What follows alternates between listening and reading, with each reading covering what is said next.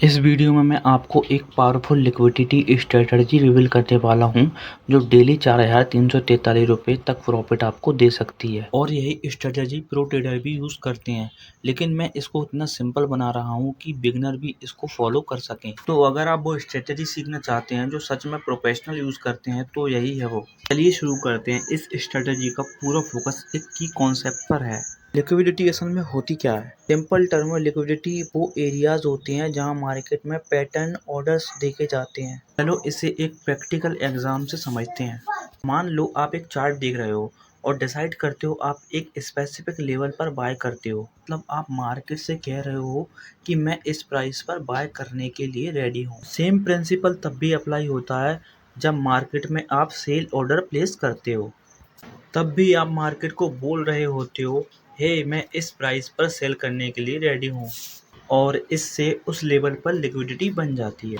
अक्सर मार्केट में हर price level पर लिक्विडिटी होती है क्योंकि लाखों ट्रेडर्स अलग अलग प्राइस लेवल पर ऑर्डर डालते रहते हैं। ये ट्रेडर्स रिटेल हो सकते हैं, बड़े बैंक या फाइनेंस इंस्टीट्यूशन हो सकते हैं। तो हर प्राइस पॉइंट पर कोई ना कोई बाय करने वाला होता है और कोई ना कोई सेल करने वाला भी। और यही लिक्विडिटी का कॉन्सेप्ट है और यही है जो मार्केट को रोज़ मूव कराता है। लेकिन कुछ ऐसे पॉइंट लेवल होती हैं जहां लिक्विडिटी ज़्यादा होती है। मान लो चार्ट पर एक सपोर्ट लेवल है जहां से प्राइस 2 बार बाउंस कर चुका है। अब जब प्राइस 2 बार उस लेवल पर आता है तो ज़्यादातर ट्रेडर्स क्या करेंगे, वो एक्सपेक्ट करेंगे कि फिर से बाउंस होगा, तो वो उसी सपोर्ट पर लॉन्ग पोजीशन लेंगे और अपना स्टॉप लॉस जस्ट नीचे रखेंगे। और कोई ज़्यादा ही कॉन्शियस है तो वो थोड़ा नीचे एसएल रखेगा। प्राइस बाउंस करने की बजाय सपोर्ट को थोड़ा सा ब्रेक करता है और स्टॉप लॉस ट्रिगर करता है और फिर वापस ऊपर चला जाता है। और आप सोचते रह जाते हैं कि ये सेटअप कैसे फेल हुआ। इसका रीज़न ये है कि प्रो ट्रेडर्स जिनके पास बड़ा कैपिटल होता है वो जानबूझकर सपोर्ट के नीचे की रेस्टिंग लिक्विडिटी को टारगेट करते हैं। उन्हें पता होता है कि बहुत सारे रिटेल ट्रेडर्स वही पैटर्न देख रहे हैं और एसएल एक ही जोन में रख रहे हैं। इससे उस एरिया में बहुत ज़्यादा लिक्विडिटी बन जाती है और वो एसएल जब ट्रिगर होते हैं तो प्रो ट्रेडर्स उसी लिक्विडिटी का इस्तेमाल करते हैं अपने बड़े लॉन्ग पोजीशन को फिल करने के लिए। इसीलिए आप देखोगे कि प्राइस एक की लेवल के नीचे बिक करता है और फिर रिवर्स कर जाता है। अब मैं आपको सिखाने वाला हूँ कि कैसे आप उन 1% ट्रेडर्स में शामिल हो सकते हैं जो इसका फ़ायदा उठाते हैं, बजाय 99% ट्रेडर्स के जो बार बार स्टॉप आउट होते हैं। और हाँ, ये स्ट्रेटजी बेस्ट काम करती है 5 मिनट से 15 मिनट के चार्ट पर। वैसे फॉरेक्स, क्रिप्टो, स्टॉक किसी में भी ट्राई कर सकते हो। चलिए शुरू करते हैं। सबसे पहले मैं इस स्ट्रेटजी को सिंप्लीफाई करने वाला हूँ 4 पॉइंट में जिन्हें आप इजीली फॉलो कर सको। ध्यान देना, ये चारों स्टेप एक दूसरे से जुड़े हुए हैं। अगर आपने कोई भी स्टेप स्किप किया तो अगला स्टेप काम नहीं करेगा। तो चलिए शुरू करते हैं। स्टेप 1 है प्राइस में ब्रेक ऑफ स्ट्रक्चर को आइडेंटिफाई करना। इसके लिए सबसे पहले हमें ये समझना ज़रूरी है कि ट्रेंड्स कैसे बनते हैं। हम सब जानते हैं कि मार्केट में 2 तरह के ट्रेंड्स होते हैं, एक अप ट्रेंड, दूसरा डाउन ट्रेंड। चलो अप ट्रेंड का एग्जांपल लेते हैं। अप ट्रेंड में प्राइस सीधा ऊपर नहीं जाता बल्कि ये एक स्पेसिफिक स्ट्रक्चर में मूव करता है जिसे हम कहते हैं हायर हाई और हायर लो। वहीं डाउन ट्रेंड में प्राइस लोअर हाई और लोअर लो बनाता है। अब अप ट्रेंड स्ट्रक्चर में कोई प्रीवियस हाई ढूंढता है, प्राइस नया हायर हाई बनाता है, तो उसे हम ब्रेक ऑफ स्ट्रक्चर कहते हैं। सेम चीज़ डाउन ट्रेंड में होती है। जब प्राइस प्रीवियस लो तोड़ता है और नया लोअर लो बनाता है, वो भी ब्रेक ऑफ स्ट्रक्चर कहलाता है। अब जब आपको ब्रेक ऑफ स्ट्रक्चर का कॉन्सेप्ट समझ में आ गया है तो चलिए इसे एक रियल चार्ट एग्जांपल में समझते हैं। इस चार्ट में हम देख सकते हैं कि प्राइस हायर हाई और हायर लो बना रहा है जो एक अप ट्रेंड को इंडिकेट करता है। ब्रेक ऑफ स्ट्रक्चर को देखने के लिए हम बस ये करते हैं कि कहाँ प्राइस ने प्रीवियस हाई को तोड़ा और नया हायर हाई बनाया, और वो पॉइंट है यहाँ, और ये हमारा ब्रेक ऑफ स्ट्रक्चर बन गया। लेकिन ज़रूरी बात यह है कि कोई कैंडल प्रीवियस हाई के ऊपर क्लोज ना कर दे तब तक उसको ब्रेक ऑफ स्ट्रक्चर नहीं माना जाएगा। सिर्फ बिग काम नहीं करता, जैसे ही ब्रेक ऑफ स्ट्रक्चर आइडेंटिफाई हो जाए हम चलते हैं स्टेप 2 की तरफ। ये वो एरिया होते हैं जहां मार्केट में बड़े बाय और सेल ऑर्डर प्लेस किए हुए होते हैं। इससे प्राइस में तेज मूव आता है। सबसे आसान तरीका है, पहले स्ट्रक्चर के स्पॉट को ब्रेक करो, फिर उस तेज प्राइस मूव से ठीक पहले वाले पॉइंट को देखो जिससे वो ब्रेक ऑफ स्ट्रक्चर हुआ।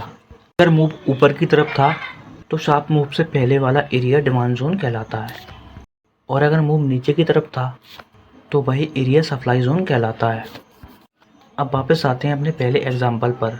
हमने पहले ही ब्रेक ऑफ स्ट्रक्चर आइडेंटिफाई कर लिया था, तो अब डिमांड जोन ढूंढना आसान हो जाता है। हमें बस उस शार्प मूव से ठीक पहले वाले एरिया को देखना है कि इसमें प्राइस ने अपना तेज मूव यहीं से स्टार्ट किया था। अब डिमांड जोन को मार्क करने के लिए बकरी कैंडल को हाईलाइट करो जो उस शार्प मूव से ठीक पहले बनी थी। रेक्टेंगल टूल की मदद से उसका लो और हाई मार्क करो। यही हमारा डिमांड जोन है। अब जब हमने डिमांड जोन आइडेंटिफाई कर लिया है तो चलते हैं स्टेप 3 की तरफ, यानी लिक्विडिटी लेवल को ढूंढना। और ये पूरी स्ट्रेटजी का सबसे इम्पोर्टेंट टॉपिक है। सिंपल शब्दों में कहें तो लिक्विडिटी लेवल वो जगह होती हैं जहाँ बहुत सारे स्टॉप लॉस ऑर्डर गए होते हैं। लिक्विडिटी लेवल के कुछ एग्जांपल हैं: डबल बॉटम, ट्रिपल बॉटम, एक ही लेवल से बार बार रिएक्शन होना। ये है कोई लेवल ऑब्वियस बाउंस पॉइंट लगता है, बहुत सारे ट्रेडर्स वहाँ पर लॉन्ग पोजीशन ले लेते हैं और अपना स्टॉप लॉस ठीक उस लेवल के नीचे रखते हैं। इससे उस लेवल के नीचे लिक्विडिटी जमा हो जाती है जो स्टॉप हंट्स के लिए एक टारगेट बन जाता है। तो जो हम ढूंढ रहे हैं, ऐसा कोई भी लिक्विडिटी लेवल हमारे डिमांड जोन के ऊपर बना हो। अक्सर क्या होता है कि प्राइस उस लेवल के नीचे ब्रेक करता है, लिक्विडिटी को स्वीप करता है और फिर हमारे डिमांड जोन से बाउंस करता है। यही बाउंस हमारी लॉन्ग अपॉर्चुनिटी बनती है। यही लॉजिक बीआरएस स्ट्रक्चर में भी लागू होता है। वहाँ हम ढूंढते हैं ऐसा लिक्विडिटी लेवल जो हमारे सप्लाई जोन के नीचे हो। अक्सर होता यह है कि प्राइस उस लेवल के ऊपर ब्रेक करता है, टी को स्वीप करता है और फिर इस सप्लाई जोन से रिएक्ट होता है और वही रिएक्शन हमारी शॉर्ट पोजीशन बनती है। अब वापस चलते हैं अपने ओरिजिनल एग्जांपल पर, क्योंकि हमने डिमांड जोन पहले ही मार्क कर लिया है। तो अगला स्टेप है ऐसा लिक्विडिटी लेवल ढूंढना जो उसके ऊपर बैठा हो। और यहाँ हम देख सकते हैं कि प्राइस ने डबल बॉटम बनाया है, की लेवल से 2 बार रिएक्ट हुआ है, जिससे उस लेवल के नीचे लिक्विडिटी का पूल बन गया है। जैसे ही लिक्विडिटी लेवल आइडेंटिफाई हो जाता है, हम चलते हैं फाइनल स्टेप की तरफ, यानी ट्रेड में एंट्री करना। इस स्ट्रेटजी से ट्रेड में एंट्री करना काफ़ी सिंपल है। हम डिमांड जोन के ऊपर बाय ऑर्डर रखते हैं, स्टॉप लॉस थोड़ा नीचे रखते हैं और टेक प्रॉफिट सेट करते हैं स्टॉप लॉस डिस्टेंस का 2 गुना। और अगर थोड़ा एग्रेसिव होना है, प्रीवियस हाई को टारगेट किया जा सकता है। लिमिट ऑर्डर का मतलब है कि हम ट्रेड में करंट प्राइस पर एंट्री नहीं कर रहे, हम अपने डिज़ायर एंट्री प्राइस के साथ साथ स्टॉप लॉस और टेक प्रॉफिट पहले ही सेट कर देते हैं। इससे आपको चार्ट के सामने बैठने की ज़रूरत भी नहीं होती, बस एक बार लिमिट ऑर्डर लगा दो और प्राइस को अपना काम करने दो। इस एग्जांपल में प्राइस ने लिक्विडिटी लेवल के नीचे ब्रेक किया, हमारे एंट्री जोन में बिक किया और फिर वापस ऊपर रिवर्स हो गया। शुरुआत में ये स्ट्रेटजी आपको थोड़ी कॉम्प्लेक्स लग सकती है क्योंकि बहुत सारी कंडीशन मिलकर काम करती हैं, लेकिन असल में आपको कुछ की पॉइंट्स इसके समझने होते हैं। जैसे liquidity level supply and demand zone के पास होते हैं। ये कुछ वैसा ही है जैसे किसी चार्ट पैटर्न को स्पॉट करना। मान लो आप ट्रायंगल पैटर्न ढूंढ रहे हो, आप एग्जैक्ट मूवमेंट नहीं ढूंढते, आप बस वो रूल फॉलो करते हो जो उस पैटर्न को बनाते हैं, जैसे कन्वर्जिंग ट्रेंड लाइन। ठीक वैसे ही लिक्विडिटी स्ट्रेटजी भी पैटर्न है। हमको एग्जैक्ट प्राइस मूवमेंट की तलाश नहीं करनी, बल्कि उन रूल्स की जो इस पैटर्न को बनाते हैं। जैसे लिक्विडिटी लेवल जो सप्लाई या डिमांड जोन के पास बन रहा होता है। इसलिए ये ज़रूरी है कि इन रूल्स को आप अच्छे से समझो, सिर्फ प्राइस की सीक्वेंस को याद ना करो। अब चलते हैं एक और एग्जांपल की तरफ। तो फिर से पहला स्टेप है ब्रेक ऑफ स्ट्रक्चर को ढूंढना। प्राइस लोअर हाई और लोअर लो को बना रहा है। हमको साफ दिख रहा है कि प्राइस लोअर हाई और लोअर लो को बना रहा है, मतलब ये एक क्लियर डाउन ट्रेंड है। और यहाँ हमें एक ब्रेक ऑफ स्ट्रक्चर दिख रहा है। प्राइस ने इस लो को तोड़कर नया लोअर लो बनाया। फिर यहाँ भी एक ब्रेक ऑफ स्ट्रक्चर है जब प्राइस ने प्रीवियस लो को तोड़ा। अब जब हमने ब्रेक ऑफ स्ट्रक्चर आइडेंटिफाई कर लिया तो चलते हैं स्टेप 2 की तरफ, सप्लाई और डिमांड जोन को आइडेंटिफाई करना। ये डाउन ट्रेंड है, हम सप्लाई जोन ढूंढेंगे। इसके लिए हम सबसे पहले ब्रेक ऑफ स्ट्रक्चर को देखेंगे। उस तेज गिरावट के ठीक पहले के एक पॉइंट को देखते हैं जिससे ब्रेक ऑफ स्ट्रक्चर हुआ। इसमें वो पॉइंट यही है। अपना सप्लाई जोन मार्क करते हैं। अब स्टेप 3 की तरफ, सप्लाई जोन के नीचे लेवल ढूंढना। देख रहे हैं कि कई कैंडल उसी जोन को रिजेक्ट कर रहे हैं। लिक्विडिटी जोन बनाता है, एक लिक्विडिटी स्वीप का टारगेट बन जाता है।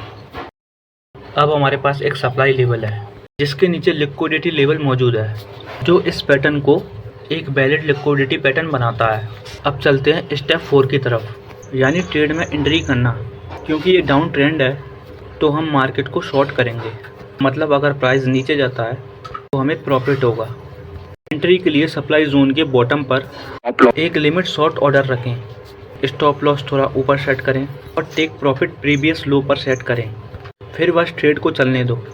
इस एग्जांपल में प्राइस ने पहले लिक्विडिटी लेवल पर स्वीप किया, सप्लाई जोन पर हमारी एंट्री हिट की और फिर रिजेक्ट होकर नीचे चला गया हमारे टेक प्रॉफिट की तरफ। यह सबसे पावरफुल स्ट्रैटेजी में से एक। यही वो स्ट्रैटेजी है जिसने मुझे 4000 रुपये पर डे कमाने में मदद की। वीडियो पसंद आई तो लाइक करो, इसी इंफॉर्मेटिव वीडियोस के लिए फॉलो करो।